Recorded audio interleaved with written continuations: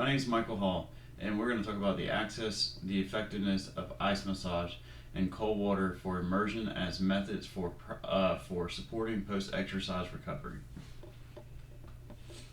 The first thing we're going to do is we're going to talk about this study by a Department of Sports and the University of Physical Education in Warsaw, Mary Monka, which is a hard thing for me to pronounce.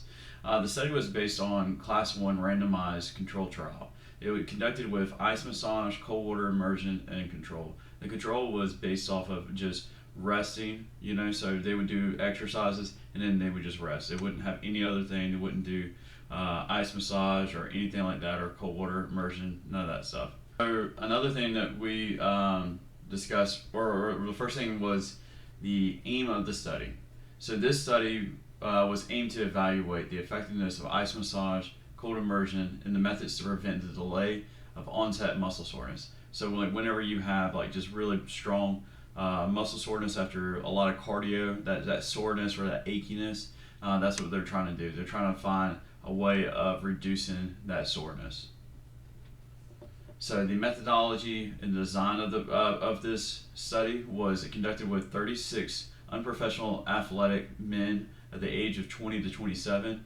You can see on the table here in table 1, it talks about their body height and their body mass. They were very close between all of them. So with the ice massage, cold water immersion, and even the just the resting as part, they were all kind of in that same category. They were divided in 12 groups, or three groups, but 12 people in each group. The first group was treated with ice massage. The second group was treated with cold water immersion, and the third group was just the rest, which was our control group. So they would participate in a high intensity exercise for 1 minute. So they would do full squats, jumping, and everything for a total of 1 minute. The subjects would be, they would use a measuring of thermographic scanning front and back from the hip joints to the ankles, and in the immersion and the cold water immersion, or the ice massage and the cold water immersion groups, were scanned 4 times. The passive resting was scanned 3 times. The temperatures were measured in Celsius and the average was scored. And the level of pain was accessed using a visual analog scale following the exercise. So the outcomes. Was to decrease in lactic acid concentrate and significant lower. So it was significant lower in the PAS group than the immersion or ice massage, and then the cold water immersion. So just the resting and everything had a little bit more less lactic acid. The significant decrease in discomfort noted following the cold water or the ice massage and everything was greater. So they had less soreness with the ice massage and everything.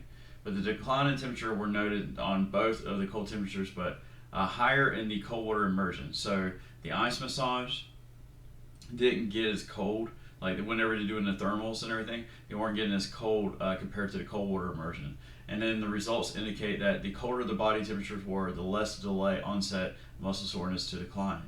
So, based on the temperature, ice massage is more effective in localized muscle fatigue, and cold immersion is more effective in generalized muscle fatigue and injury. Which I feel like we kind of knew but it was good to show it through thermals, but then also with having other people's opinion as well too.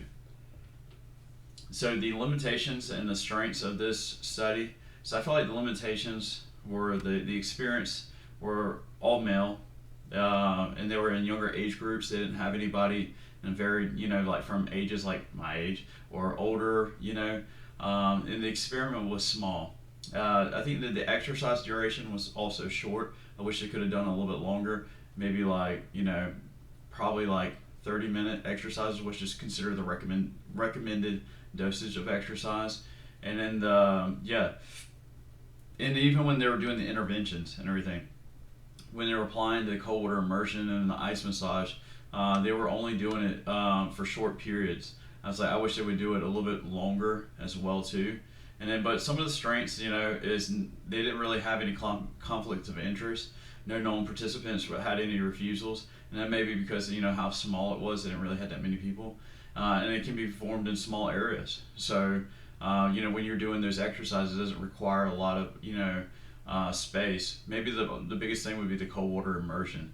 That would be maybe like kind of like a little bit. You need more space to kind of do that, but all in all, it didn't really take that much.